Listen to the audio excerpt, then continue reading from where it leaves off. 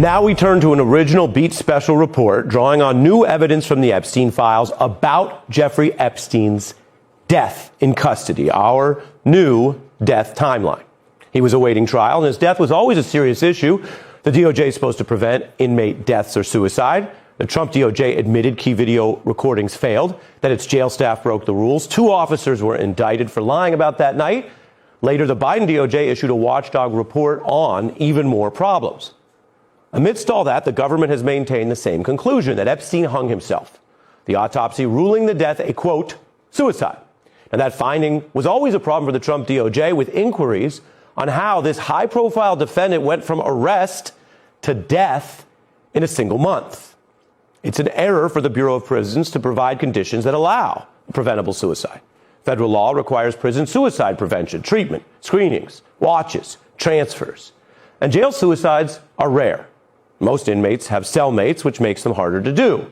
In a federal prison, there are just about 20-plus suicides a year. Homicides are even rarer per DOJ estimates. Any suicide is a serious matter. And remember, this was not any suicide. The Trump DOJ faced swift questions about issues ranging from missing evidence to the cell conditions. Epstein was not as big a topic at that time as right now, but the week he died, we can show you the initial reports ranged from echoing the government autopsy to raising questions about his death conditions. On the Beat, we reported then how his in-custody death came amid a case where there was a lot wrong with the Trump administration's approach. Breaking news. Convicted sex offender Jeffrey Epstein died by suicide overnight in a Manhattan jail cell. Multiple investigations now underway. This is a are you kidding me moment for Bill Barr's Justice Department. There's a lot that's been wrong with this case from the very first inception to this now embarrassing in custody death. There's some significant questions on how somebody who it was such a high-profile defendant could be found dead and how this could have happened. All deaths in custody are investigated. And here, the DOJ went further. They did a more exhaustive watchdog probe published by the later Biden administration. Years later, Congress used its powers to request even more information in this new Epstein transparency law, which demands evidence on the death, incident reports, witness interviews, medical examiner files, autopsy reports, and records on the circumstances and cause of death. Now, citing cause is big. It shows Congress's current view that the government's stated cause of suicide is under review. The Trump DOJ did declare it a suicide. They also bungled the probe and the crime scene. Later, the Biden administration reached the same conclusion. So, right now, is Congress questioning if Epstein did take his life? Well, a leader for this law, Democrat Robert Garcia, says yes. And the Trump DOJ, he says, is still hiding the death documents. Documentation around Epstein's detention and death. Do you have all of the known requested such documents? I mean, absolutely not. I mean, the DOJ right now, first, they've withheld 50% of the documents at a minimum. I'm not sure if there's any person in this country that isn't suspicious, at least somewhat, of the circumstances around Jeffrey Epstein's death. Amid those suspicions and the new law, we are now building on our Epstein reporting. We previously did a legal case timeline. Tonight, we have this new timeline of Epstein's death. The original story, the pending questions, and now what we're learning from some of the new files. We can report that the Trump DOJ bungled the initial probe, oversaw evidence failures, and officers who broke the rules, some later indicted. They failed to even take fingerprints in Epstein's cell after finding him dead. And that the Garland DOJ dithered in its probe, minimized key problems, and the most important news. We can report tonight the DOJ cut an FBI account of a possible sighting of an inmate near Epstein's cell the night of his death. Now, let's follow the timeline through the sometimes bombshell evidence. We begin in July 2019. Epstein arrested on sex trafficking charges, denied bail, jailed. Soon he was found in his cell with an injury. July 23rd is the key date. In this death timeline, that's the first big date because he was found with an orange cloth around his neck. Epstein first telling staff his cellmate tried to kill him, per government records. later saying he didn't know what happened. Now, that could be a key claim from someone who would soon be found dead with similar orange prison garb around his neck. Now, Epstein's cellmate denied that, telling staff that Epstein tried to hang himself. Another inmate agreed with part of that. And a preliminary jail probe reached no conclusion either way, citing insufficient evidence. Now, that incident led them to put him on suicide watch. But oddly, that ended after just 6 days. Now, think about that. If the Trump DOJ concluded Epstein injured himself in self-harm, not an attack, why take him off suicide watch so quickly? And if they thought the attack complaint was possibly credible, then they were on notice of a possible threat to Epstein. Now, later, he gave a conflicting account of the same incident, saying he didn't know what went down and then he wouldn't discuss injuries.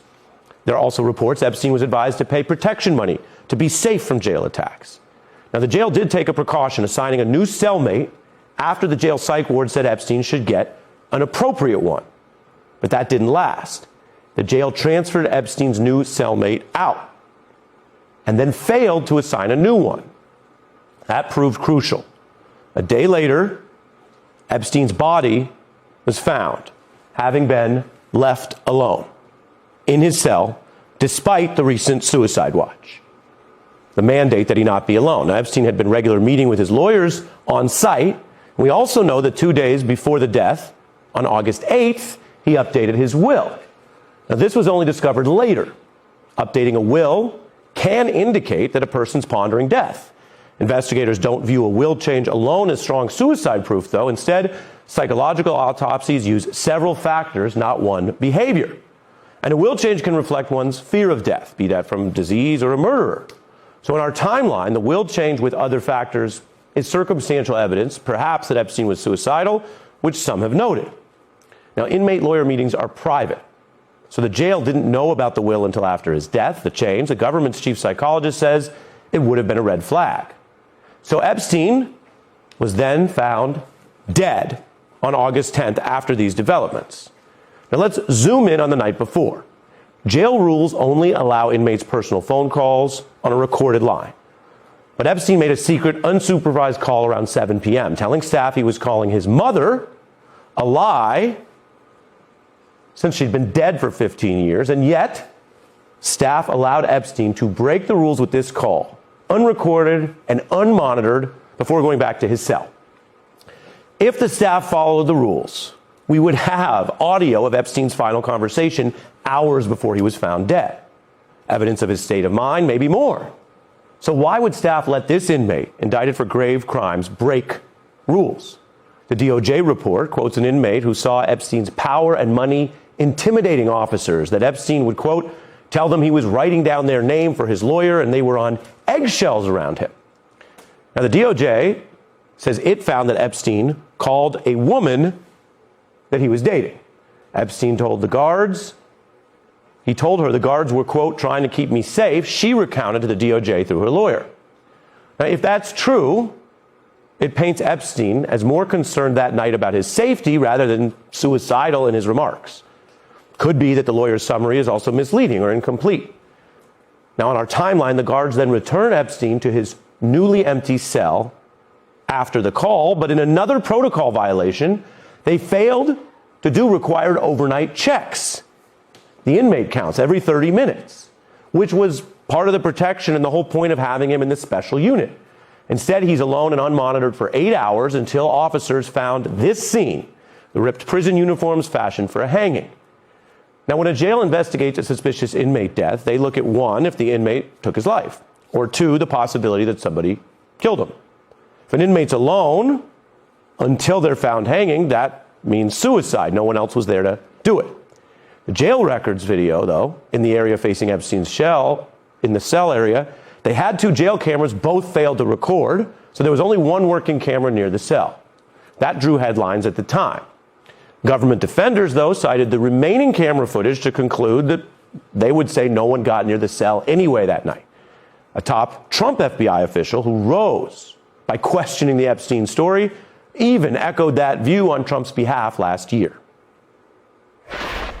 you're going to see there's no one there but him. There is nothing. If you have it, I'm happy to see it. There's video clear as day. He's the only person in there and the only person coming out. You can see it. Clear as day.